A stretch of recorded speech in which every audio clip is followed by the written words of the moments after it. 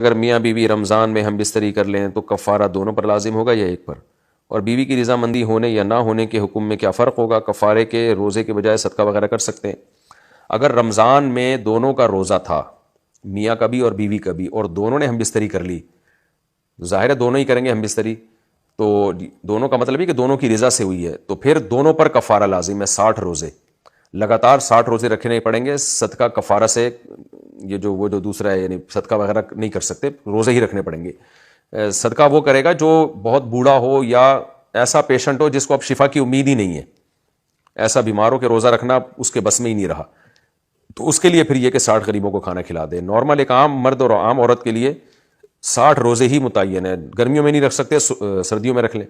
پھر مرد تو کنٹینیو 60 روزے رکھے گا، عورت کیا کرے گی کہ حیض کے جو ایام ہیں وہ اس سے مستثنا ہوں گے، یعنی 60 روزوں کے درمیان جو مینسز ہو گئے وہ مینسز کے ایام چھوڑ دے، اور جیسے ہی مینسز بند ہو فوراً شروع کر دے وہ، تو اس طرح سے 60 روزے رکھنے پڑیں گے۔ باقی یہ کہ مرد نے اگر عورت پہ زبردستی کی ہے، تو اگر زبردستی اس نوعیت کی ہے کہ عورت کے لیے ممکن ہی نہیں تھا بچنا، تو پھر تو عورت پہ کفارہ نہیں ہے۔ لیکن اگر ایسی زبردستی ہے، اس کو ڈانٹ ڈپٹ کر کے اس سے ہم بستری کر لی اور عورت پھر اس ڈانٹ ڈپٹ کی وجہ سے راضی ہو گئی، تو وہ بھی راضی ہی کہلائے گی، اس لیے کہ وہ جبر تو نہیں تھا نا، کوئی ایسا تو نہیں تھا کہ زبردستی اس کے ہاتھ پاؤں باندھ دیے ہو مرد نے، یا اس کو کوئی قتل کی دھمکی دے دی ہو، یا اس کو یہ کہ بے تحاشا مار پیٹ کی کوئی دھمکی دے دی ہو۔ اگر ایسا خوف نہیں تھا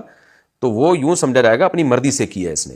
کیونکہ تھوڑی بہت رضا تو یعنی تھوڑی بہت جو جبر تو وہ تو ہر بہت سارے کاموں میں ہوتا ہے، تو اس لیے اس میں جو ہے اگر زبردستی مرد نے یہ کام کیا ہے، اور زبردستی کا مطلب گن پوائنٹ پہ کیا، یا اس کو بالکل ہی وہ اس کے لیے کوئی راستہ ہی نہیں تھا بھاگنے کا، تو اس طرح سے زبردستی کر لیا، تو پھر تو صرف مرد پہ کفارہ ہوگا، عورت پہ نہیں ہوگا۔ لیکن اگر ایسا نہیں ہے تو صرف ہلکی پھلکی ڈانٹ ڈپٹ تھی، یا عورت راضی نہیں تھی یعنی دل سے خوش نہیں تھی، لیکن شوہر کی کو خوش کرنے کے لیے یا شوہر کی ٹینشن سے بچنے کے لیے وہ بھی راضی ہو گئی، تو یہ رضا ہی کہلائے گی۔